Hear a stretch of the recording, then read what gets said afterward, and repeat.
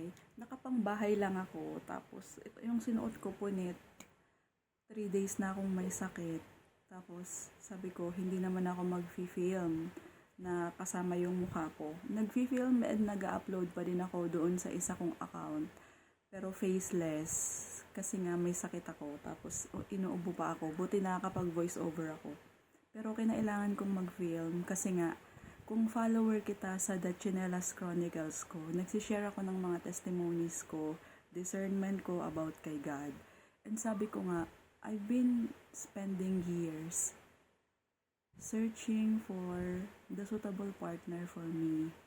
Pero feeling ko si God, kinokall niya muna ako na magsulat ng romance novels ko nga.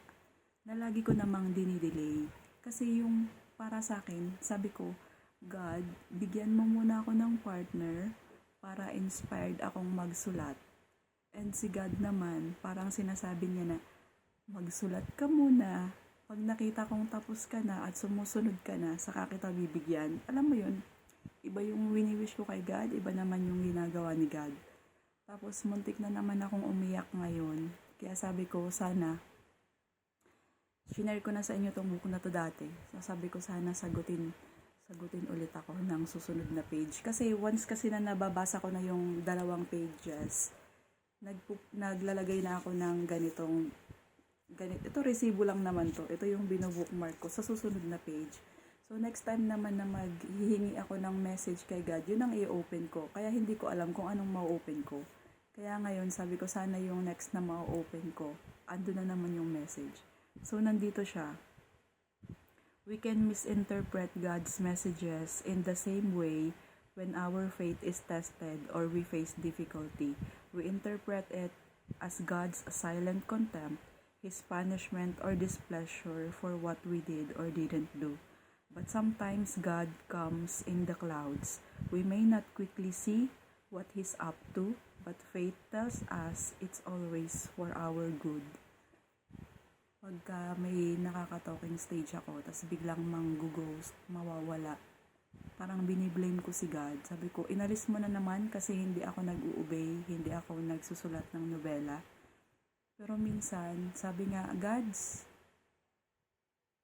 rejection is God's protection and redirection. Sabi ko, baka makakasama yung tao na yun, kaya nawala. So, mayroon pa dito, sa reflection part niya. Can you trust God even when everything around you says all you know about Him isn't true? Tapos dito naman sa isa, may nakalagay, the Lord's work is His work. We just need to trust and cooperate. And our lives will never be the same again. So sa reflection niya na part nakalagay, is Jesus summoning you? Follow Him. Here I am, Lord, I come to you. I come to do your will. Parang ito na naman yung sign na magsulat muna bago maghanap ng partner. Tapusin mo na yung sinusulat bago kanya bibigyan ng suitable partner. Ang sakit din mag-obey pero mas masakit pag lalo kang nare-reject at nadidelay. Kaya ikaw kapatid, kung ano man yung calling mo from God, sundin na lang natin. Siya rin lang naman talaga yung masusunod kasi wala naman siyang gagawin sa atin na masama. Siguro mas makakabuti to.